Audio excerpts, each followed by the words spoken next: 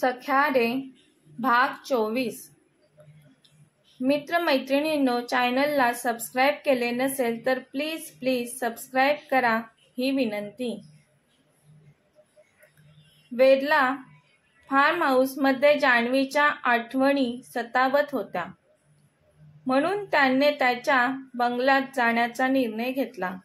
सकाळीच लवकर सर्व आवरून तो त्याच्या बंगल्यावर राहण्यासाठी गेला। खूपच डिस्टर्ब होता तो। बाजीला कॉल करून वेदने ऑफिसमध्येच बोलावले। वेदही बंगल्यावर जाऊन ऑफिसला गेला। बाजी आल्यावर बाजीला कळले की सागरराव पळून गेला ते। ऑफिसमध्ये आल्यानंतर त्याने वेदला सांगितले। वेद पहिला जान्हवीच्या विचारांनी, तिच्या काळजीने नर्वस झाला होता। त्यात बाजीने आल्या आल्या सागरराव पळून गेल्याचे सांगितले, त्यामुळे वेदला जान्हवीची जास्तच काळजी वाटून राहिली। हा सागरराव पळून गेला तर तो जान्हवीला नक्कीच त्रास देणार, वेद मनातच विचार करत होता। समोर उभा असलेला बाजी आपल्या बॉसला चिंतेत पाहून विचारतो, काय झाले बॉस? तुम्ही एवढ्या चिंतेत का आहात? आता वेद बाजीला काल रात्री घडलेला सर्व प्रकार सांगतो। फक्त जान्हवी आणि वेदच्या लग्नाचं सोडून बाजीला सांगितले असते तर जान्हवीला घेऊन येण्यासाठी तो वेदच्या मागे लागला असता। म्हणूनच वेद बाजीला त्यांच्या लग्नाविषयी सांगण्याचे टाळतो। इतके सगळे झाले आणि तुम्ही एकट्यानेच सहन केले बॉस? मला निदान फोन करून तरी कळवायचे, मी आणखीन लवकर येण्याचा प्रयत्न केला असता बॉस। सॉरी बॉस, तुम्हाला एवढा त्रास झाला आणि नेमका तेव्हाच मी इथे नव्हतो। तुमच्या अडचणींच्या वेळेस मी इथे नसेल तर माझा तुम्हाला काय फायदा? बाजीला असे बोलताना पाहून वेद बोलतो, बाजी, तू इथे असता तरी होणारी गोष्ट झाली असती। एका अर्थी बरंच झालं तू इथे नव्हता ते। तुला मला अशा अवस्थेत पाहावलं नसतं। रागाच्या भरात बाजी तू काहीतरी केलं असतंस आणि विषय आणखीनच हार्ड करून ठेवला असतास। आणि मला तेच नको हवं होतं। आताच पहा ना तुला किती राग आला आहे बाजी। शांत हो। बाजी गरम डोक्याचा होता म्हणून वेद त्याला असे बोलतो। पण बॉस, तुम्ही किती चिंतेत आहात आणि मला शांत व्हायला सांगत आहात? कोणत्या मातीपासून बनला आहात बॉस तुम्ही? वेद बोलतो, बाजी, मी बोललो ना शांत हो म्हणून। जा आता, बाकीची खूप कामं आहेत ती कर। माझी काळजी नको करू, मी ओके आहे। बाजी जातो। बाजी जाऊन लगेच ऑफिसमध्ये अर्णव दुसऱ्या केबिनमध्ये असतो, त्याला जाऊन सर्व सांगतो। बाजीला माहीत नसते वेदने जान्हवीसोबत लग्न केले आहे ते। तेव्हा तो फार्म हाऊसवर नसतो। अर्णवकडून बाजीला समजते वेद आणि जान्हवीचे लग्न झाले ते। अर्णव तसा लगेचच वेदच्या केबिनमध्ये धावतच जातो। अर्णवला दरवाजात आलेलं पाहून वेदच्या भावना दाटून कंठाशी येतात। तो त्या कशातरी गुटकतो। तोच तर त्याचा जिगरी दोस्त असतो। बाजीही असतो, पण बाजी गरम डोक्याचा असतो, म्हणून वेद अर्णवकडे सगळंच शेअर करतो, कारण तो थंड डोक्याचा आणि समजूतदार असतो। अर्णव तसाच तडक आत वेदच्या केबिनमध्ये येतो। वेदचा चेहरा पाहूनच त्याने वाचलं होतं की त्याला आता किती त्रास होत आहे ते। अर्णव डायरेक्ट त्याला विचारतो, का जाऊ दिलं तू तिला? किती शालीन होती ती। तिचा काही दोष होता का या सगळ्यात? काय चूक होती तिची? तुम्ही दोघांनी लग्न केलं आहे, कायद्याने तुम्ही दोघं पती पत्नी आहात। असं कसं जाऊ दिलं तू तिला? आता ती तुझी बायको आहे। तिच्यावर आता तुझाच अधिकार आहे इतरांपेक्षा जास्त. वेद, काहीतरी बोल यार. वेद काहीच न बोलता गप्प असतो, म्हणून अर्णव त्याला त्याचे खांदे पकडून त्याला हलवत विचारतो. पुन्हा अर्णव बोलतो, वेद काहीतरी बोल. वेद काहीच बोलत नाही, म्हणून पुन्हा अर्णव बोलतो, ते माधवराव वहिनींना घेऊन कसे गेले? त्यांना तू सांगितलं नाहीस का तुम्ही लग्न केले ते? कायद्याचा धाक दाखवून तू वहिनीला थांबवून घ्यायचं ना वेद. अरे यार, बोल काहीतरी. असा मनातच कुडत बसू नको एकटाच. उभा राहून अर्णवकडे नुसता काही न बोलता पाहत असणारा वेद जाऊन खुर्चीत बसतो. कालपासून माणूस म्हणून जिवंत दिसत होता तो फक्त. आतल्या भावना मरून गेल्यासारखं वाटत होतं त्याला. काय बोलायचं ते तर काही सुचत नव्हतं. त्याचं तिच्यावर असणारं प्रेम तो स्वतःच मान्य करत नव्हता, पण तिच्या विचारांनी डोकं सुन्न मात्र होत होतं. अर्णव पुन्हा, वेद, तू असा गप्प का आहेस? काहीतरी बोल यार. इतका गप्प कसा राहू शकतोस तू? मी ज्या वेदला ओळखतो तो तू नाहीस. तुझ्यातला माझा वेद हरवला आहे असं मला वाटत आहे वेद. प्लीज, पहिला वेद परत आलेलाच मला आवडेल. हा शांत वेद नाही आवडत आहे मला. वेद, तुला काय झाले आहे? काहीतरी बोल तू. तू बोलला नाहीस तर मला कसे काय कळेल? अर्णव मोठ्याने आवाज देतो, वेद, आणि पुन्हा वेदला जोरात खांद्याला पकडून हलवतो. तसा वेद, अर्णव, जा तू तुझं काम कर. मला एकटं राहू दे यार. तसंही मलाही खूप काम आहे. या सर्व गोंधळात खूप काम पेंडिंग आहेत. करू देत मला अर्णव. आपण या विषयावर नंतर कधीतरी बोलू. तू जा आता इथून. वेद अर्णवला बोलतो. स्टॉप इट यार. विषयापासून किती दूर जाशील? तुला काय वाटतं मला काही कळत नाही का?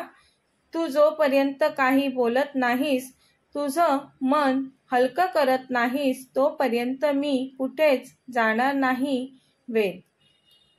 हा बघ, मी इथेच बसून राहतो तुझ्या बाजूला आज. मीही काम करणार नाही आणि तूही काहीच काम करायचे नाही. अर्णव वेदच्या बाजूला समोरील खुर्ची ओढून बसतो आणि त्याच्याकडे वेड्यासारखा एकटक पाहत राहतो, जेणेकरून वेद बोलेल काहीतरी. वेदला माहीत होतं आता अर्णव हट्टाला पेटला आहे. आता तो कोणाचंच काही ऐकणार नाही.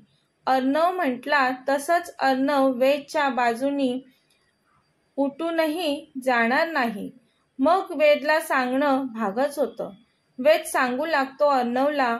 घडलेल्या सर्व गोष्टी वेद अर्णवला सांगतो आणि शेवटी अर्णवला सांगतो, जान्हवी बोलत होती ती माझ्यावर प्रेम करते, पण मी तिच्या प्रेमाचा लायक आहे का? सांग मला. मी किती छळलं तिला, किती त्रास दिला मी तिला. ती बिचारी, तिची काही चूक नव्हती या सगळ्यात, तरी तिला माझ्याकडून सहन करावं लागलं सर्व. मी खूप वाईट आहे अर्णव, म्हणून मी जाऊ दिलं जानला. बोलता बोलता त्याच्या मनातील जान त्याच्या ओठावर आली. तसं अर्णव गालावर हात ठेवून त्याच्याकडे एकटक पाहत हसत असतो. वेद थोडा रागाने बोलतो, हसायला काय झाले तुला? अर्णव परत जोरात हसतो. तसा वेद आणखीन चिडतो, तू मॅड झाला आहेस का? Get out. थांबू नकोस माझ्या नजरेसमोर. आता किती इनोसंट चेहरा करून विचारत होतास म्हणून मी तुला सांगितले, आणि तू माझ्यावर हसत आहेस. तुला ऐकायला येत नाही का? लिव. मला खूप तुझा राग आला आहे. आणखीन जास्त येण्या अगोदर तू जा इथून. अर्णव बोलतो, कूल डाऊन यार. किती चिडशील? ही इतकी तुझी चिडचिड का होते माहिती आहे का तुला? वेद बोलतो का? अर्णव बोलतो वहिनीच्या प्रेमात तू वेडा झाला आहेस म्हणून. वेद बोलतो काही काय बोलतोस? मी तिच्यावर प्रेम करत नाही. मला तिच्या सौंदर्याचं आकर्षण वाटतं फक्त. आणि मी तिच्याबरोबर खूपच चुकीचा वागलो म्हणून मला तिच्याविषयी सहानुभूती वाटते. बस इतकंच. अर्णव बोलतो किती खोटं बोलशील आणि स्वतःला का फसवत आहेस तू? तू तुझ्या मनाला मनापासून विचार, मग तुला कळेल. तसे नाही कळाले तर डोळे बंद करून पहा तुझ्या नजरेत कोण दिसत आहे तुझी जीवनसंगिनी म्हणून. वहिनी दिसली तर समज तू त्यांच्या प्रेमात पडला आहेस ते. तू कितीही मान्य केले नाहीस तरी खरं हेच आहे की तू वहिनीच्या प्रेमात आहेस. आता वहिनीला लवकरात लवकर माधवरावांकडून तुझ्याकडे आणण्यासाठी विचार कर. ती बिचारी आस लावून बसली असेल तुझी. तू कधी येशील त्याची वाट पाहत असेल. तुझ्याच ध्यासात तुझ्याच विचारात असेल ती. तू तिच्या बाजूनही विचार कर. अजूनही वेळ गेली नाही मित्रा. येतो मी बोलत अर्णव निघून जातो. अर्णव निघून गेल्यावर वेद खरंच मी माझ्या जानच्या प्रेमात आहे का? ती किती आर्त हाक मारत होती मला, पण मी तसूभरही जाग्यावरून हललो नाही तिला थांबवण्यासाठी. नाही, मला माहीत आहे प्रेम वगैरे माझ्यासाठी नाहीच आहे. हा अर्णव पण ना काहीही बोलतो. वेद स्वतःलाच बोलतो. वेद, या विचारातून जेवढ्या लवकर बाहेर येशील तेवढेच तुझ्यासाठी चांगले आहे. तू तिला विसरायला हवंस. तिचा विचार डोक्यात असेल तर तुझे कामात लक्ष लागणार नाही. तो तिचे विचार मनातून झटकत असतो. तेवढ्यात त्याची पिये नीता येते. डोर नॉक करून मे आय कम इन सर बोलते. तिच्या आवाजाने वेद त्याच्या तंद्रीतून भानावर येतो. येस कम इन नीता, वेद बोलतो. तशी ती आत येऊन काही फाईल्स वेद समोर ठेवते आणि त्याला एक्सप्लेन करू लागते. मग दोघेही ऑफिस कामात व्यस्त होतात. इकडे माधवराव मैपतरावांना कॉल करतात. ते काल रात्री घडलेला सर्व प्रकार त्यांना सांगतात. त्यांना बोलतात जान्हवीचे आणि सागररावांचे लग्न आपल्याला लवकरात लवकर उरकावे लागेल. त्यांचं बरंच काही बोलणं होतं. माधवराव फोन ठेवतात. मैपतराव सागररावांना सांगतात त्या दोघांच्या लग्नाविषयी. सागरराव चिडून बोलतात, जमिनीची केस तर आपण हरलोत. त्या फॅक्टरीज मला मिळाल्या असत्या, त्या तर आता मला मिळणार नाहीत. मग कशासाठी करायचं त्या माधवरावांच्या पोरीसोबत लग्न? आणि इतके दिवस कोणासोबत रंग उधळून आली तेही आपल्याला काही माहीत नाही. मी अशा मुलीशी अजिबात लग्न करणार नाही, सागरराव चिडून मैपतरावांना सांगतो. मैपतराव बोलतात, सागरराव तुम्ही शांत व्हा अगोदर. तुम्ही समजता तशी जान्हवी अजिबात नाही. खूप शालीन आहे ती. देण्याघेण्याचं काय त्याचं तुम्ही टेन्शन घेऊ नका. त्याविषयी आमचं बोलणं झालं आहे माधवरावांसोबत. तिला त्या वेद सरदेशमुखने किडनॅप केलं होतं. माधवराव सर्व प्रकार सागररावाला सांगतात. तुम्हाला इतकाच राग येत आहे तर तुम्ही एकदा जान्हवीला पहा. मी काय म्हणतो, शुभ काम में देरी नहीं करनी चाहिए. आजच त्यांच्या घरी जा. ती तुम्हाला नाहीच आवडली तर आम्हीच तुमचे लग्न तिच्यासोबत नाही लावून देणार. पण आज नक्की तुम्ही तिला पाहायला जा. सागरराव वेडावाकडा चेहरा करून जीवावर आल्यासारखं हो बोलतो. मी नाही गेलो तर यांच्या जीवाला मोठा काटा रुतेल वाटतं. सागरराव मनातच चिडून बोलतो. जान्हवी बोलते, आई खाऊन घे. ती तिच्या आईला उठवते, नाश्ता औषध देते. आईला आराम करायला सांगून ती परत तिच्या रूममध्ये जाते. तेवढ्यात खाली लिव्हिंग रूममध्ये सागरराव येतो. माधवराव त्यालाच आपला जावई मानत असतात म्हणून त्याचं प्रेमाने स्वागत करतात. तो तर मोठ्या ताटातच असतो. तो कशाचाही विचार न करता मला जान्हवीला भेटायचं आहे माधवरावांना बोलतो. माधवराव त्यांचं लग्न होणारच असतं म्हणून जा ती तिच्या रूममध्ये आहे आणि जान्हवीच्या रूमच्या दिशेला इशारा करून त्याला तिकडे जायला सांगतात. तसा सागरराव तावातावात जातो. दरवाजात जातो आणि पाहतो तर जान्हवी बेडवर केस मोकळे सोडून झोपलेली असते. कुठे तो सागरराव आणि कुठे ती जान्हवी, काहीच कॉम्बिनेशन नव्हतं दोघांमध्ये. कशाचाच काही मेल नसल्यासारखे होते. सागरराव दरवाजात उभा राहून जान्हवीला पाहतच राहतो. हिला सुंदरी म्हणावं की परी म्हणावं की अप्सरा म्हणावं, म्हणायचं तरी काय हिला अप्रतिम सौंदर्य. आणि मी बाबांशी उगाचच चिडून बोललो असं वाटलं त्या सागररावाला. तावातावाने येणारा तो जान्हवीला पाहून एकदम शांत होतो.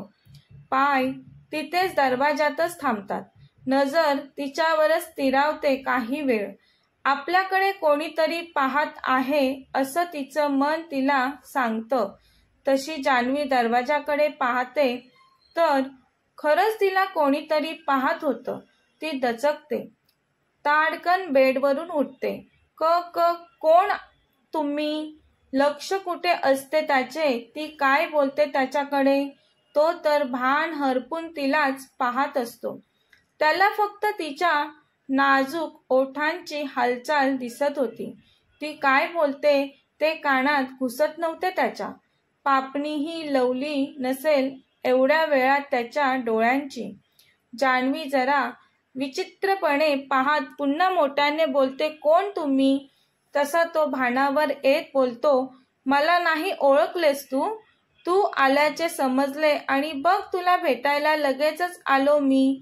किती आतुर झालो होतो मी तुला पाहायला. कधी एकदाचा पाहतोय तुला असं झालं होतं बघ मला.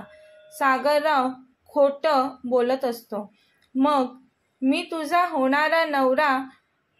अगं मी तुझा होणारा नवरा सागरराव आहे.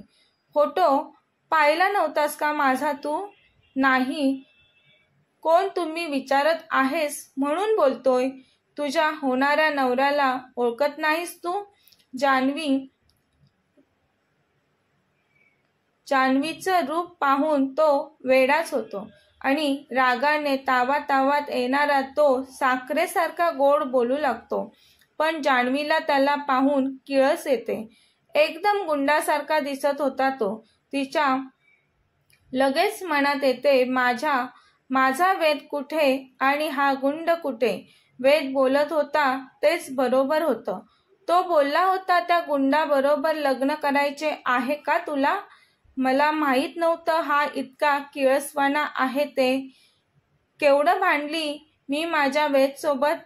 मला माहीत असतं हा इतका किळसवाणा आहे ते तर मी भांडलीच नसती माझ्या वेदसोबत. किती बोलले मी माझ्या वेदना या किळसवाण्या माणसासाठी. सॉरी वेद, खरंच चुकले मी, मला माफ करा. तसा सागरराव कोणत्या विचारात हरवलीस जान्हवीच्या एकदम जवळ येऊन बोलू लागतो. जान्हवी त्याच्यापासून दूर सरकते. हे बघा सागरराव, आपलं लग्न होणार होतं पण आता माझं लग्न झालं आहे वेदसोबत आणि आम्ही दोघे खुश आहोत. सागरराव बोलतो, काहीही काय बोलत आहेस? मला सर्व माहिती आहे. त्यांनी तुझ्याशी लग्न तुझ्या बाबांना त्रास देण्यासाठी केले आहे. तो तुझ्याबरोबर काही हे लग्न निभावणार नाही. तसं असतं तर तू इथे काय करत आहेस?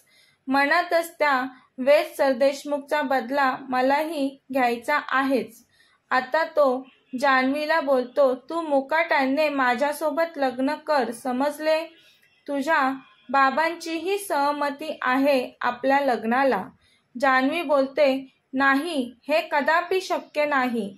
मी तुझ्यासोबत लग्न कधीच करणार नाही. मी फक्त माझ्या वेदची आहे. त्यांनाच मी माझे सर्वस्व मानले आहे. मी त्यांच्याशिवाय दुसऱ्या कोणाचाच विचार करणार नाही, तुमचाही नाही.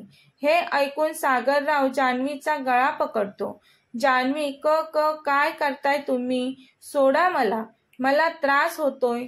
ती त्याला दोन्ही हातांनी दूर करत सोडा मला बोलत होती. तो बोलतो, तू माझी झाली नाहीस तर दुसऱ्या कोणाचीच मी तुला होऊ देणार नाही. तू फक्त माझीच आहेस. आम्ही कोणच तुझे हे लग्न मानत नाही. लवकरच मी तुझ्यासोबत लग्न करून मी तुला माझी बनवीन. तेव्हा तो वेद माझं काही एक वाकडं करणार नाही, समजले का तुला? तो रागाने बोलतो आणि तिला क्रूरतेने न्याहाळत गचकून सोडून देतो. तसाच खाली लिव्हिंग मध्ये जाऊन माधवरावांना बोलतो, लवकरात लवकर लग्नाची तयारी करा. आम्ही तयार आहोत बोलून तो निघून जातो. जान्हवी रडत बसते वेदच्या आठवणीत. वेद, कुठे आहात तुम्ही? कधी कळणार तुम्हाला माझं प्रेम? पुढील भाग पाहण्यासाठी चॅनलला नक्की न विसरता सबस्क्राईब करा. कथा आवडल्यास लाईक, शेअर आणि कमेंट करायला विसरू नका. धन्यवाद.